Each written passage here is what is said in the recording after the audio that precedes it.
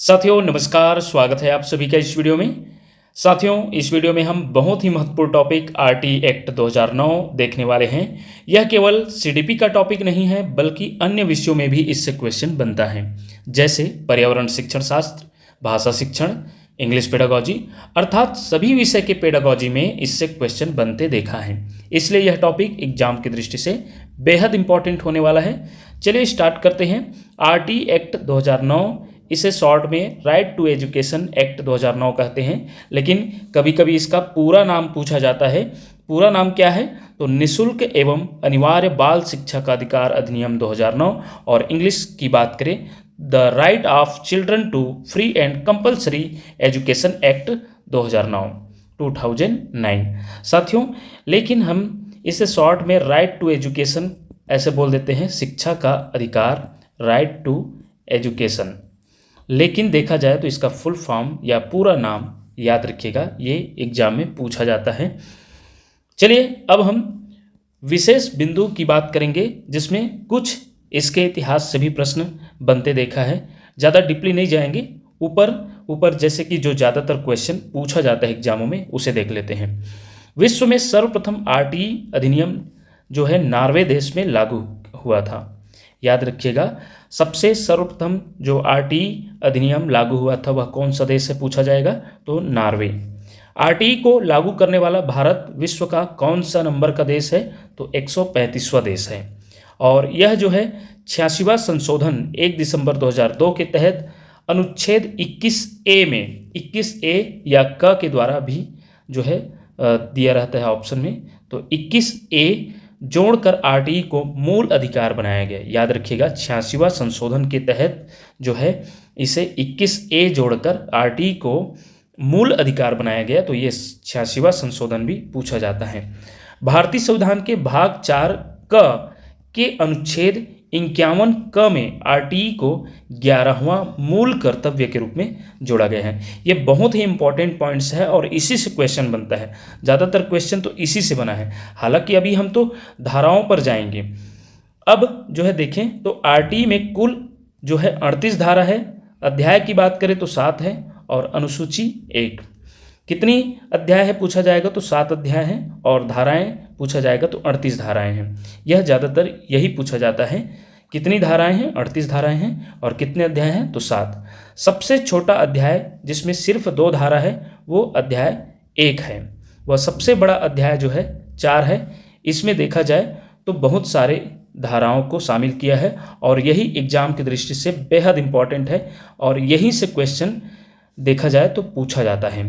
Exam oriented जो है यही आपका अध्याय रहेगा 4था नंबर का, जिसे हम देखेंगे आगे। 1 अप्रैल 2010 को भारत में आरटीई 2009 लागू किया गया, और उसमें ये भी जान लेते हैं कि 1 अप्रैल 2010 को भारत में तो लागू हुआ, लेकिन कुछ अपवाद रहा, जैसे कि राजस्थान में यह नहीं लागू हो पाया था, जिसे वहाँ के राज्य सरकार आरटीई को 29 मार्च 2011 को धारा 30 के तहत लागू किया।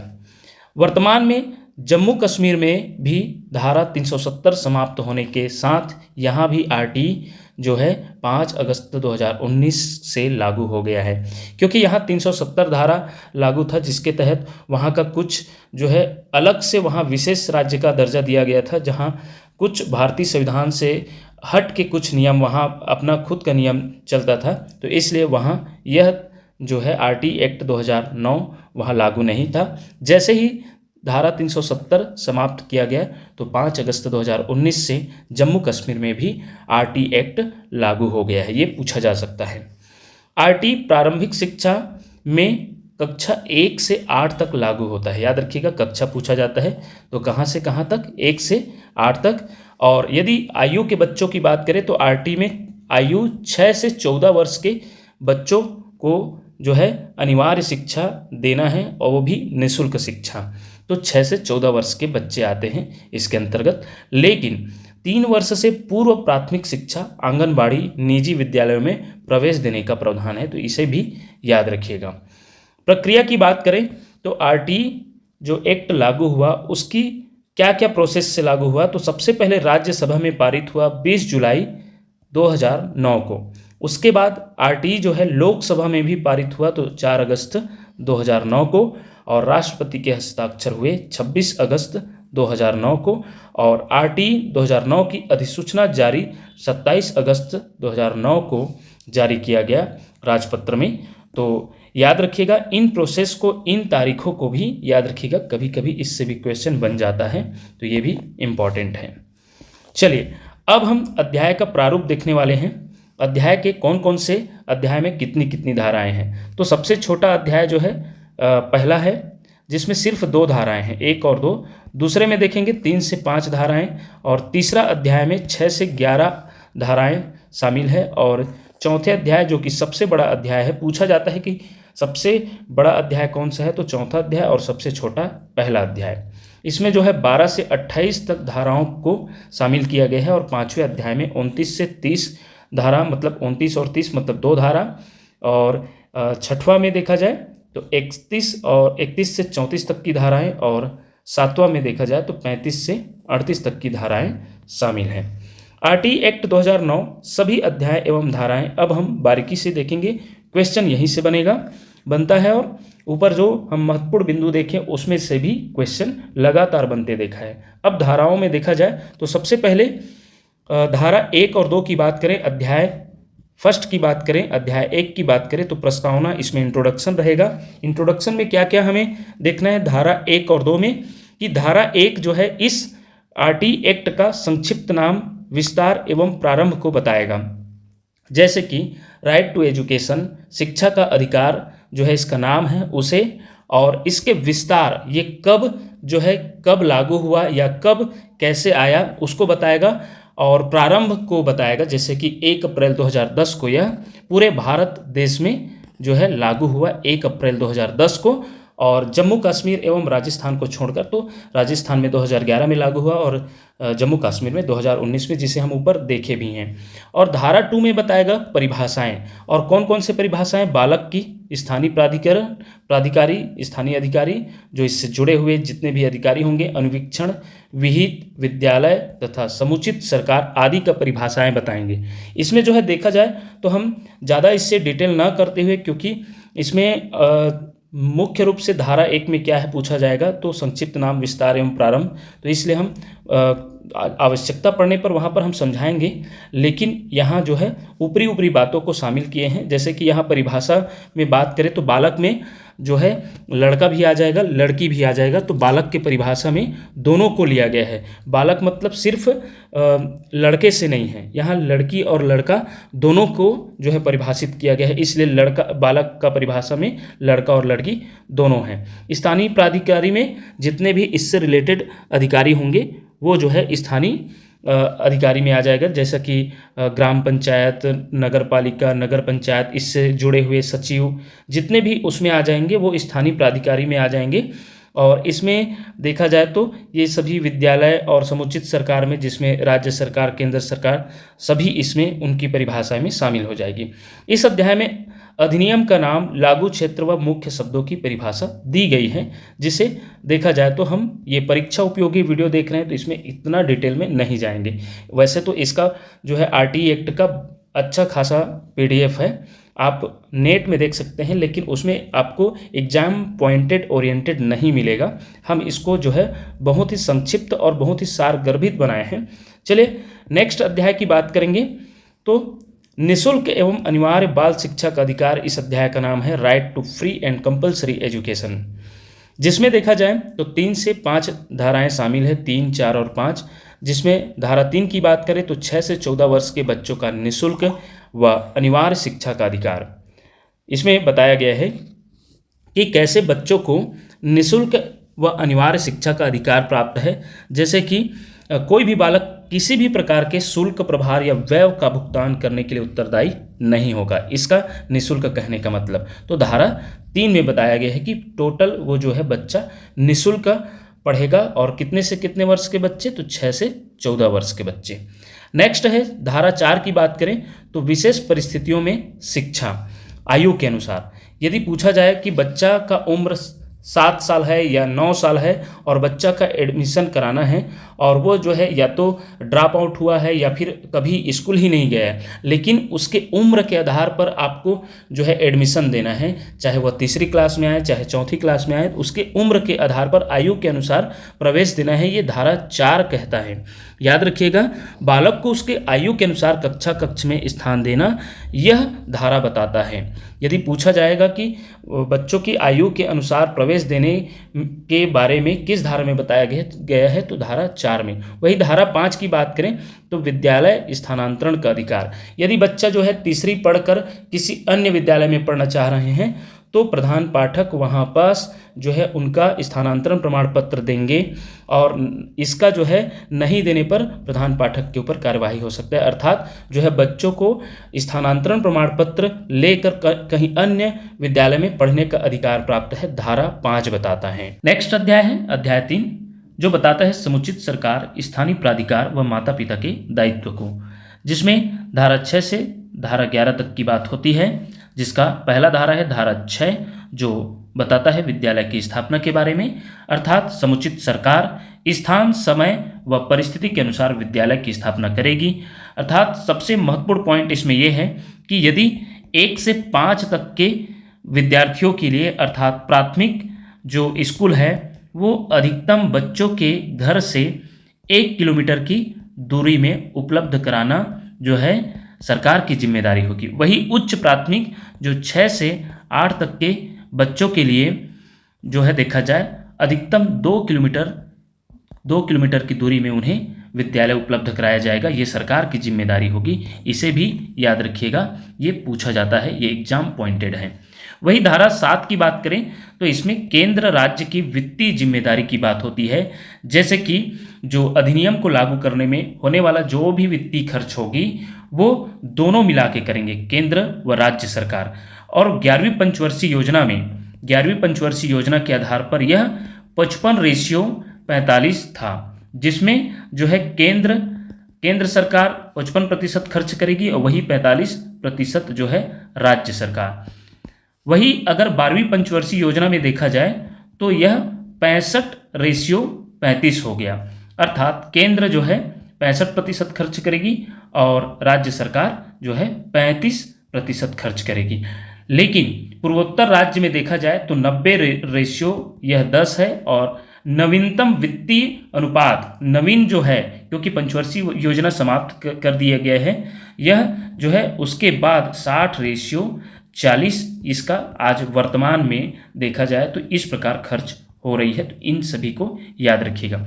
8वां धारा की बात करें तो राज्य सरकार के कर्तव्य के बारे में बताया गया है, जिसमें देखा जाए तो बालकों की शिक्षा की उपलब्धता, विद्यालय की उपलब्धता, भवन, प्रशिक्षण, शिक्षक, पाठ्यक्रम व समस्त कार्यों का नियंत्रण यह राज्य सरकार की जिम्मेदारी होगी। याद रखिएगा, जैसे कि बच्चों के लिए विद्यालय की भवन उपलब्ध कराना, शिक्षक के लिए शिक्षण सामग्री उपलब्ध करवाई जाएगी, ये सब जो है सरकार की, राज्य सरकार की जिम्मेदारी होगी। यह धारा 8 बताता है। वही धारा 9 स्थानीय प्राधिकरण के कर्तव्य, अर्थात धारा 9 बताता है कि स्थानीय जो अधिकारी होते हैं उनका भी कर्तव्य है, स्थानीय प्राधिकार के कर्तव्य विद्यालय व्यवस्था, पर्यवेक्षण, नियंत्रण तथा समस्त सुविधा उपलब्ध कराने में जो है विशेष भूमिका हो। तो यह स्थानीय प्राधिकार के कर्तव्य धारा 9 में बताता है। वही धारा 10 अभिभावक का कर्तव्य को बताता है कि बच्चों को समय पर तैयार करके जो है स्कूल भेजे। प्रत्येक माता पिता व अभिभावक का कर्तव्य होगा वे बालकों को स्कूल प्रारंभिक शिक्षा दिलवाए। तो यह अभिभावक के कर्तव्य की बात कौन से धारा में होती है पूछा जाएगा तो धारा 10। वही धारा 11 की बात करें तो प्रारंभिक बाल्यावस्था देखभाल एवं शिक्षा, जो 3 से 6 वर्ष के बच्चों की देखभाल आंगनबाड़ी में होगी, यह धारा 11 बताता है। पूछा जाएगा कि प्रारंभिक बाल्यावस्था देखभाल एवं शिक्षा ECCE आप सभी जानते होंगे, यह जो है RD के कौन से धारा में इसका उल्लेख है तो धारा 11 में, जिसके आधार पर इन बच्चों का देखभाल के लिए आंगनबाड़ी में होगी। तो यह रहा अध्याय 3। अब हम अध्याय 4 देखने वाले हैं। देखा जाए तो एग्जाम की दृष्टि से सबसे महत्वपूर्ण अध्याय जो है अध्याय 4 है, जिसमें विद्यालय व शिक्षक के दायित्व को बताता है। यह सबसे बड़ा व महत्वपूर्ण अध्याय है। इसमें 12 से लेकर 28 तक की धारा है। धारा 12 से 28 यह सबसे महत्वपूर्ण अध्याय है। परीक्षा में सर्वाधिक प्रश्न यहीं से पूछे जाते हैं, जिसमें सबसे पहला जो है धारा 12 है, विद्यालयों का दायित्व 25% EWS आरक्षण। अर्थात सभी निजी शिक्षण संस्थान, जो प्राइवेट स्कूलों की बात हो रही है, यहाँ कक्षा 1 की कुल 25% सीटों पर दुर्बल असुविधाग्रस्त बच्चों के लिए, अर्थात देखा जाए तो गरीब बच्चों के लिए, पिछड़े हुए बच्चों के लिए यहाँ जो है 25% सीट आरक्षित किया जाएगा और उनकी जो भी वित्तीय भार होगी वो सरकार देंगे। यह जो है याद रखिएगा धारा 12 में विद्यालयों के दायित्व जो निजी विद्यालय है उसको बताता है, याद रखिएगा। और यहाँ मतलब निजी विद्यालयों की ये दायित्व बनती है कि 25% छात्रों को निःशुल्क शिक्षा उपलब्ध करवाई जाएगी। वही धारा 13 की बात करें, कैपिटेशन फीस व साक्षात्कार पर रोक।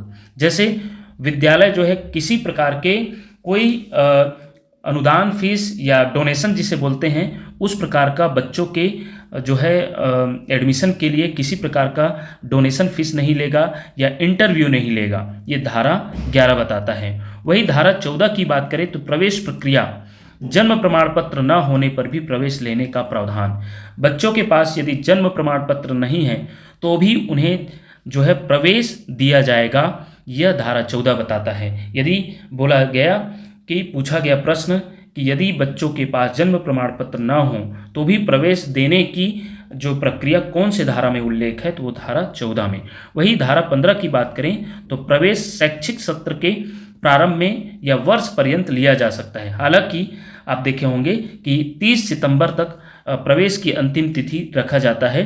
लोक शिक्षण संचालनालय DPI के द्वारा जो आदेश होता है वो जो है 30 सितंबर तक प्रवेश की अंतिम तिथि होती है, लेकिन इस धारा के आधार पर प्रवेश जो है वर्ष पर्यंत लिया जा सकता है। यदि कोई बच्चा जो है प्रवेश नहीं लिया है तो इस धारा के जो है उपयोग से वह वर्ष पर्यंत या कोई भी समय आके एडमिशन लिया जा सकता है। हालांकि DPI या कोई भी शिक्षण जो DPI संचालनालय होते हैं कोई भी राज्य के, वह एक निर्धारित समय भले ही तय कर सकता है, लेकिन इस धारा के अंतर्गत उन्हें वर्ष पर्यंत एडमिशन दिया जा सकता है, लिया जा सकता है।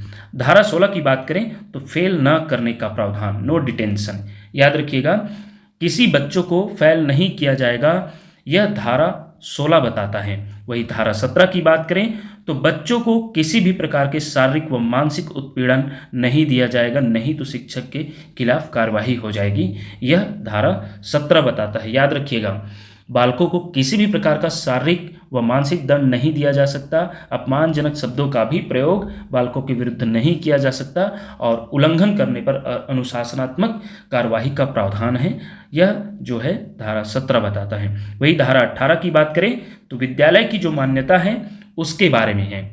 सरकार की बिना अनुमति व प्रमाण पत्र के विद्यालय का संचालन मना है। बिना अनुमति के विद्यालय खोलने पर 1 लाख का जुर्माना व निरंतर उल्लंघन करने पर प्रतिदिन 10,000 रुपये जुर्माने का प्रावधान है, यह जो है धारा 18 बताता है।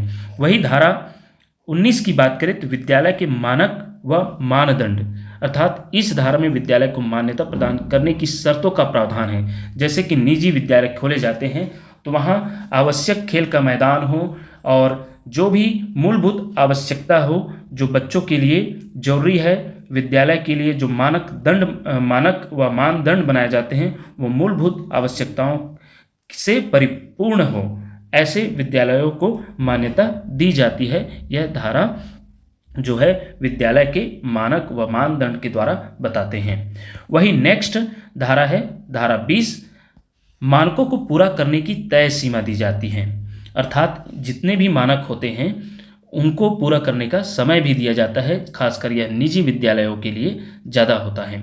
वही धारा 21 जो कि बहुत ही मोस्ट इम्पॉर्टेंट है, याद रखिएगा मोस्ट इम्पॉर्टेंट है धारा 21, जिसके तहत स्कूल प्रबंधन समिति SMC का गठन किया जाता है।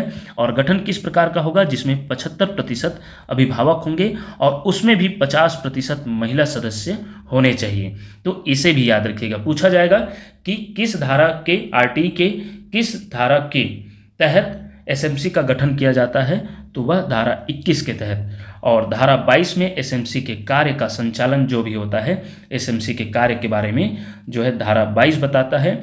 और अगला जो धारा है बहुत ही इंपॉर्टेंट है ये भी, और ख़ास करके आज सभी शिक्षकों को, जो पुराने शिक्षक हैं उन्हें भी टेट दिलाना अनिवार्य है। वह धारा 23 के अनुसार जो एनसीटी के रूल बनाए गए, वो धारा 23 में बताए गए शिक्षक की न्यूनतम योग्यता होनी चाहिए, जिसमें जो है अगर शिक्षक की नियुक्ति भी होती है तो उनकी न्यूनतम योग्यता निर्धारित हो, जो कि लेने वाले शिक्षक भर्ती लेने वाले जो राज्य सरकार या केंद्र सरकार के द्वारा जो एनसीटी के रूल है उसके आधार पर नियुक्ति किया जाए। तो जैसे कि अभी शिक्षकों का न्यूनतम योग्यता जो है आपका शैक्षणिक योग्यता में जो भी आपका पढ़ाई रहता है वो तो रहता ही है, डीएड बीएड के साथ आपका टेट भी अनिवार्य है जिसकी आप तैयारी भी कर रहे हैं, और नियुक्ति के लिए भी वेतन भत्ते और सेवा का प्रावधान नियुक्ति करना है शिक्षकों की, तो इन्हीं धारा 23 के आधार पर ही करना है, क्योंकि वो न्यूनतम योग्यता के साथ करना है,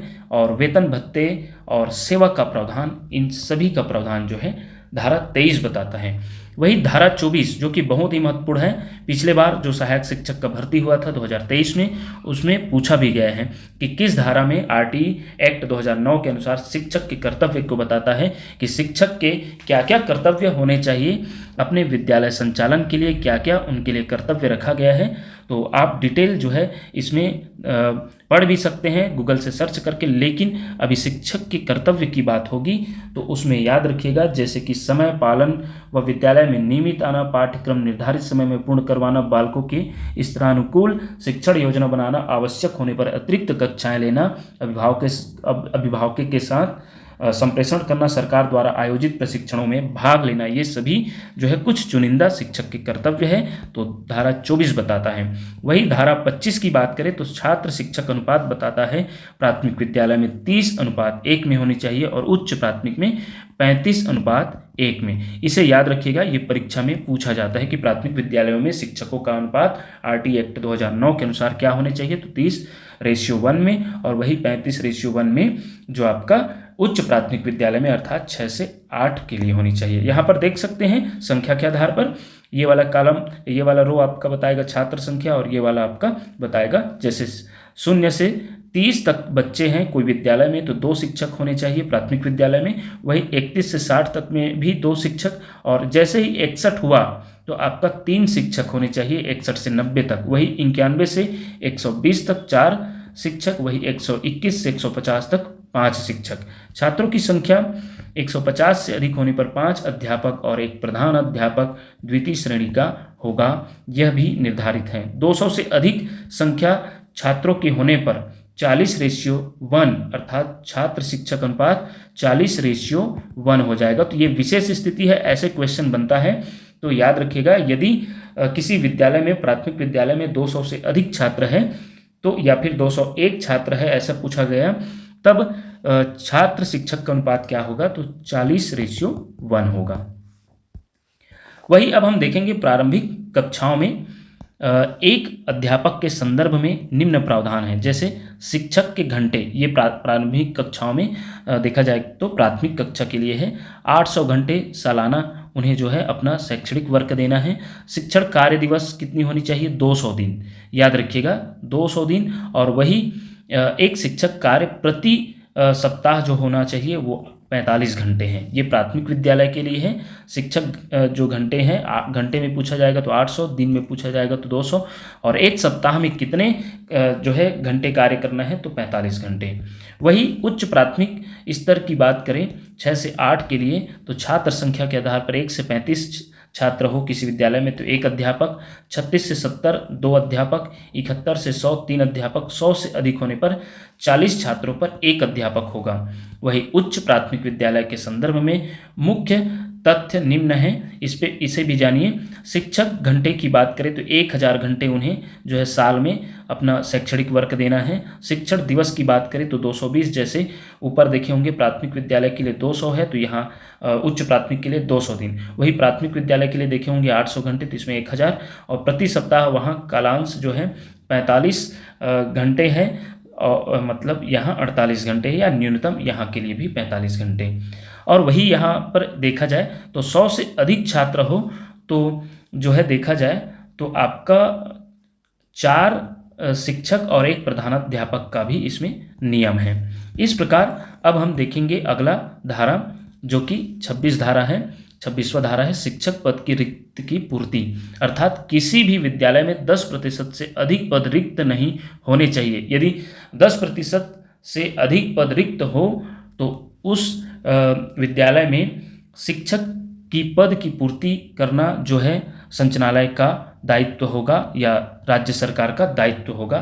यह जो है राज्य सरकार या केंद्र सरकार का दायित्व होगा, यह धारा 26 बताता है। वही धारा 27 की बात करें तो शैक्षणिक कार्यों पर रोक, जैसे कि शिक्षक को जनगणना, चुनाव कार्य व आपदा कार्य के अलावा अन्य कार्य में नहीं लगाया जाएगा। हालांकि लगा दिया जाता है, लेकिन ये धारा 27 के अनुसार कोई भी शिक्षक जो है देखा जाए तो अपने जो है इसके लिए क्लेम कर सकते हैं न्यायालय में कि शिक्षक को जनगणना, चुनाव कार्य या आपदा कार्य के अलावा अन्य कार्य में नहीं लगाया जाएगा। वही धारा 28 बताता है कि कोई भी शिक्षक निजी ट्यूशन नहीं चला सकता, उसके जो है विरुद्ध अनुशासनात्मक कार्यवाही किया जा सकता है। अब देखेंगे 5वां अध्याय जो प्रारंभिक शिक्षा का पाठ्यक्रम है। यह जो है धारा इसमें 29 से 30 की बात होती है।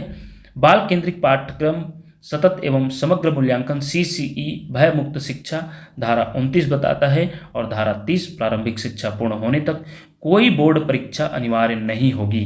हालांकि अभी छत्तीसगढ़ में 5वीं 8वीं का बोर्ड किया जा रहा है, लेकिन उसमें भी जो है 2-3 बार उन बच्चों को समय दिया जाएगा पास होने का, 2-3 बार उनका परीक्षा आयोजित किया जाएगा, फेल नहीं किया जाएगा, ऐसा उसका भी नियम है। लेकिन अभी बोर्ड परीक्षा आयोजित किया जा रहा है। लेकिन धारा 30 बताता है कि बच्चों का प्रारंभिक शिक्षा जो 1 से 8 तक के होते हैं उसमें किसी प्रकार का बोर्ड परीक्षा अनिवार्य नहीं होगी, ऐसा बताया जा रहा है। अगला अध्याय है 6वां अध्याय जो बच्चों के अधिकार का संरक्षण के बारे में है, जो 31 से 34 धारा में इसमें होती है। जो धारा 31 में बाल अधिकार संरक्षण आयोग के बारे में बताया गया है। वही धारा 32 बाल अधिकार संरक्षण आयोग में अपील का प्रावधान, वही राष्ट्रीय सलाहकार परिषद का गठन, धारा 33, धारा 34 राज्य सलाहकार परिषद का गठन। तो ये सभी आप PDF से पढ़ सकते हैं, इसको मैं शेयर कर दूंगा। और ये ज़्यादातर पूछा नहीं गया है, इसलिए हम थोड़ा थोड़ा इसको देख रहे हैं। वही अंतिम अध्याय जो है 7वां अध्याय प्रकीर्ण, धारा 35 बताता है कि धारा केंद्र या राज्य सरकार अधिनियम के कार्यान्वयन के लिए दिशा निर्देश जारी कर सकते हैं। धारा 36 बताता है कि जुर्माना या दंडनीय अपराध के लिए मंजूरी स्वीकृति का प्रावधान। वही धारा 37 बताता है इस एक्ट के संबंध में केंद्र, राज्य सरकार, स्थानीय अधिकारी, बाल संरक्षण आयोग व SMC के विरुद्ध वाद दायर नहीं किया जा सकता। वही धारा 38 बताता है राज्य सरकारों को इस अधिनियम के प्रावधानों को लागू करने के लिए नियम बनाने की शक्ति है। इनसे ज़्यादातर क्वेश्चन नहीं बना है, इसलिए हम इसमें ज़्यादा समय नहीं लिए हैं। अब हम जो है महत्वपूर्ण वस्तुनिष्ठ प्रश्न देखने जा रहे हैं। इसमें जो है सबसे पहला जो प्रश्न है, निम्न में से कौन से प्रावधान RT एक्ट 2009 के अंतर्गत आते हैं। यह कोर्ट संबंधी प्रश्न है। निश्चित रूप से आज जो प्रश्न बन रहा है वो कोर्ट संबंधी प्रश्न ज़्यादा बन रहा है, इसलिए इन प्रश्नों का भी तैयारी बहुत जरूरी है। पहला है 6 से 14 वर्ष के बच्चों को निःशुल्क शिक्षा देना, इसके अंतर्गत आते हैं, बिल्कुल आते हैं। 25% EWS आरक्षण, जो कमज़ोर वर्ग के बच्चे आते हैं उन्हें जो है निजी विद्यालयों में 25% उनके लिए आरक्षित रखा जाए, ये भी आते हैं। बोर्ड परीक्षा अनिवार्य है, ये गलत है। नो डिटेंशन पॉलिसी, अर्थात फेल नहीं करने का जो है इसमें पॉलिसी है, याद रखिएगा, किसी भी बच्चों को फेल नहीं किया जाएगा। अर्थात इसमें उत्तर कौन कौन सा आया, 1, 2 और 4। तो 1, 2, 4 आपका ऑप्शन नंबर A में दिखाई दे रहा है। ऑप्शन A इसका राइट आंसर होगा। नेक्स्ट प्रश्न है, अनुच्छेद 21A को संविधान में किस संशोधन द्वारा जोड़ा गया। 73वां, 74वां, 86वां, 93वां। तो देखे होंगे आप, ऑप्शन C इसका राइट आंसर होगा, 86वां संशोधन के द्वारा जोड़ा गया।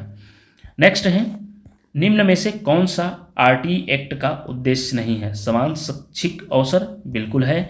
ये उद्देश्य ड्रॉप आउट कम करना, ये भी है। उच्च शिक्षा का निजीकरण, ये बिल्कुल नहीं है। बाल अधिकारों का संरक्षण, ये भी है। तो देखा जाए तो उद्देश्य नहीं है, तो ऑप्शन C उद्देश्य नहीं है, यही इसका राइट आंसर होगा। RT एक्ट 2009 का पूरा नाम क्या है। बाल शिक्षा अधिनियम 2009, निशुल्क बाल शिक्षा अधिनियम 2009, निशुल्क एवं अनिवार्य बाल शिक्षा अधिकार अधिनियम 2009। निश्चित रूप से यही देखे होंगे, ऑप्शन सी इसका राइट आंसर होगा। नेक्स्ट है, आरटीई को लागू करने वाला भारत विश्व का कौन सा देश है? निश्चित रूप से ऊपर यदि आप ध्यान से देखेंगे तो ऑप्शन सी इसका राइट आंसर है। आरटीई को लागू करने वाला भारत विश्व का 135वां देश है। छठवां प्रश्न है, आरटीई को मूल कर्तव्य के रूप में किस अनुच्छेद में जोड़ा गया? तो इसका उत्तर है साथियों अनुच्छेद 51A में जोड़ा गया। राइट आंसर इसका ऑप्शन सी होगा। नेक्स्ट है, एक प्राथमिक विद्यालय में 151 छात्र हैं। आरटीई अधिनियम 2009 के अनुसार विद्यालय में रखे जाने वाले शिक्षकों की संख्या क्या होनी चाहिए? 5 प्राथमिक शिक्षक, 1 विज्ञान शिक्षक, 5 प्राथमिक शिक्षक, 1 भाषा शिक्षक, 4 प्राथमिक शिक्षक, 1 प्रधान शिक्षक, 5 प्राथमिक शिक्षक, 1 प्रधान शिक्षक। तो आप सभी देखे होंगे, यदि 150 से अधिक है तो 5 प्राथमिक शिक्षक होने चाहिए और उसके साथ 1 प्रधान अध्यापक होने चाहिए। यही इसका राइट आंसर होगा। यस साथियों, यह प्रश्न सीटेट या कहीं न कहीं से ये लिया गया है, क्योंकि मैं जब मेंशन नहीं किया हूं, लेकिन ये बहुत इंपॉर्टेंट है, ये पूछा गया प्रश्न है। नेक्स्ट है, कथन वाला है, आरटीई एक्ट में कुल 7 अध्याय हैं और कथन 2 है। अध्याय 4 सबसे छोटा अध्याय है। सही विकल्प चुनिए। दोनों सत्य है, दोनों असत्य है। कथन 1 सत्य है, कथन 2 असत्य है, कथन 1 असत्य है, कथन 2 सत्य है। तो इसका आंसर क्या होगा? ऑप्शन सी, क्योंकि आरटीई एक्ट में कुल 7 अध्याय हैं, बिल्कुल सही कथन है। और अध्याय 4 सबसे छोटा अध्याय, ये गलत कथन है। तो कथन फर्स्ट जो है सत्य है और कथन सेकंड जो है वो असत्य है। राइट आंसर ऑप्शन सी हो जाएगा। नेक्स्ट प्रश्न है, फेल न करने का प्रावधान नो डिटेंशन पॉलिसी किस धारा में है? तो निश्चित रूप से अभी देखे हैं, किसी छात्र को फेल नहीं किया जाएगा, यह जो है धारा 16 बताता है। ऑप्शन सी इसका राइट आंसर होगा। नेक्स्ट है, एसएमसी स्कूल मैनेजमेंट कमेटी से संबंधित कथन कौन से है? इसका गठन धारा 21 में है, बिल्कुल राइट है। 75% सदस्य अभिभावक होते हैं, ये भी सही है। 50% सदस्य महिलाएं होती हैं, ये भी सही है। एसएमसी का अध्यक्ष प्रधान पाठक होता है। अब बताइए इसका उत्तर क्या हो सकता है? इसमें देखा जाए साथियों, तीनों तो सही हैं, ये चौथा भी सही मत करना, क्योंकि एसएमसी का अध्यक्ष प्रधान पाठक नहीं हो सकता। अभिभावक में ही जो सदस्य होते हैं, क्योंकि 15 सदस्यीय एसएमसी का गठन किया जाता है। याद रखिएगा, सदस्यों की संख्या भी पूछा जा सकता है, जिसमें शिक्षक भी शामिल होते हैं होने के लिए। वो सचिव, ज़्यादातर सचिव होते हैं, लेकिन अध्यक्ष अभिभावक में से ही चुना जाता है। अर्थात एसएमसी का अध्यक्ष प्रधान पाठक नहीं हो सकता। इसके आधार पर ऑप्शन सी इसका राइट आंसर होगा। 1, 2 और 3 सही होगा। नेक्स्ट प्रश्न है, निम्न में से कौन सा कथन आरटीई एक्ट 2009 के संदर्भ में असत्य है? आरटीई प्रारंभिक शिक्षा से संबंधित है। आरटीई में कक्षा 1 से 8 सम्मिलित हैं। आरटीई में 3 से 6 वर्ष की शिक्षा को मौलिक अधिकार बनाया गया। आरटीई में 6 से 14 वर्ष आयु वर्ग शामिल है। तो असत्य पूछा गया है, तो इसका राइट आंसर ऑप्शन सी होगा, क्योंकि 3 से 6 वर्ष की शिक्षा को मौलिक अधिकार नहीं बनाया गया है। ये 6 से 14 वर्ष की बात करती है। ऑप्शन सी इसका राइट आंसर होगा। नेक्स्ट है, आरटीई के अंतर्गत प्राथमिक स्तर पर एक शिक्षक के लिए न्यूनतम शिक्षण दिवस है। ये निश्चित रूप से बहुत इंपॉर्टेंट है साथियों। तो कितना है? 200 प्राथमिक स्तर के लिए एक शिक्षक के लिए 200 दिवस है, याद रखिएगा। वही उच्च प्राथमिक स्तर के लिए जो है 220 है। 6 से 8 की बात करें तो 220, और वही प्राइमरी शिक्षक के लिए 1 से 5 के लिए 200 कार्य दिवस है। ऑप्शन सी इसका राइट आंसर होगा। उच्च प्राथमिक विद्यालय में शिक्षक के लिए वार्षिक घंटे कितने हैं? ये उच्च प्राथमिक स्तर की बात हो रही है, तो इनके लिए 1000 घंटे हैं।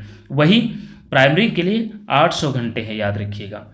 तो इसका राइट आंसर आपका ऑप्शन सी होगा, क्योंकि उच्च प्राथमिक विद्यालय 6 से 8 तक पढ़ाने वाले शिक्षकों के लिए वार्षिक कार्य घंटे पूछा गया है। ऑप्शन सी इसका राइट आंसर होगा। नेक्स्ट प्रश्न है, किसी विद्यालय में 10% से अधिक शिक्षक पद रिक्त होने चाहिए, यह प्रावधान किस धारा में बताया गया है? तो ऑप्शन सी में बताया गया है, याद रखिएगा। नेक्स्ट है, आरटीई एक्ट के अंतर्गत प्रवेश के समय कैपिटेशन फीस ली जा सकती है, आंशिक रूप से ली जा सकती है, पूर्णतः प्रतिबंधित है, केवल निजी विद्यालयों में मान्य है। तो आरटी एक्ट के अंतर्गत प्रवेश के समय कैपिटेशन फीस जो है ऑप्शन सी है, पूर्णतः प्रतिबंधित है, याद रखिएगा। नेक्स्ट है शिक्षा का अधिकार अधिनियम 2009 की कौन सी धारा शिक्षक के कर्तव्यों से संबंधित है?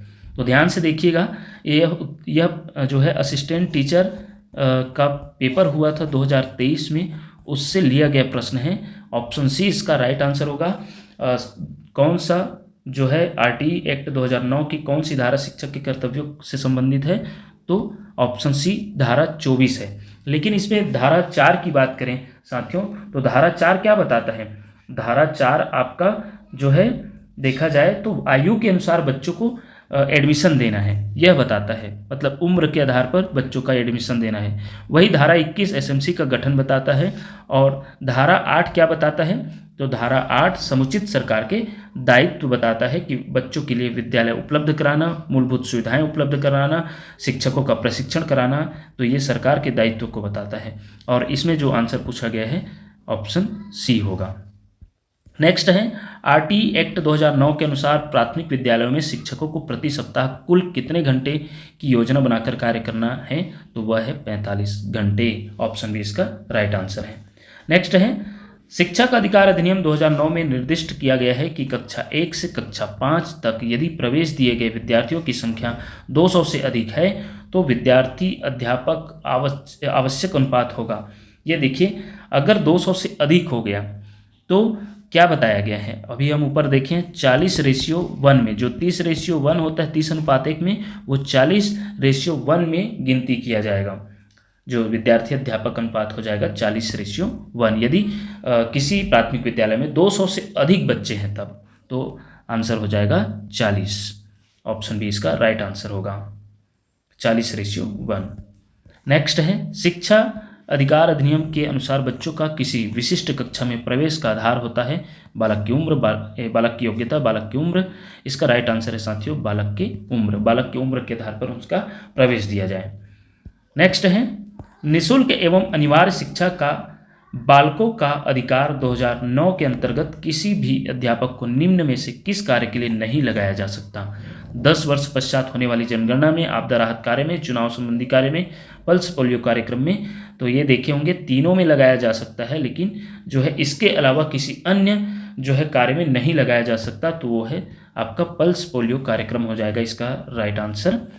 नेक्स्ट है आरटी के किस धारा में यह बताया गया है कि बच्चों को शारीरिक दंड देना और प्रताड़ित करना मना है? तो निश्चित रूप से यह जो है देखा जाए तो 17 धारा में बताया गया है। धारा 17 में बताया गया है कि किसी भी बच्चों को शारीरिक व मानसिक दंड नहीं दिया जा सकता या अपमानजनक शब्द भी प्रयोग नहीं किया जा सकता। ऑप्शन ए इसका राइट आंसर होगा। नेक्स्ट है गुट वाले प्रश्न है प्रारंभिक शिक्षा के अंतर्गत कौन सी कक्षाएं आती हैं? 1 से 5, 6 से 8, 9 से 10, 11 से 12। केवल 1 है, केवल 2 है, केवल 1 और 2, 1, 2, 3। तो याद रखिएगा प्रारंभिक शिक्षा में 1 से 8 तक के आते हैं, 1 से 8 तक के बच्चे आते हैं। तो इसमें जो है 1 और 2 दोनों हो जाएगा। ऑप्शन सी इसका राइट आंसर हो जाएगा। नेक्स्ट प्रश्न है किस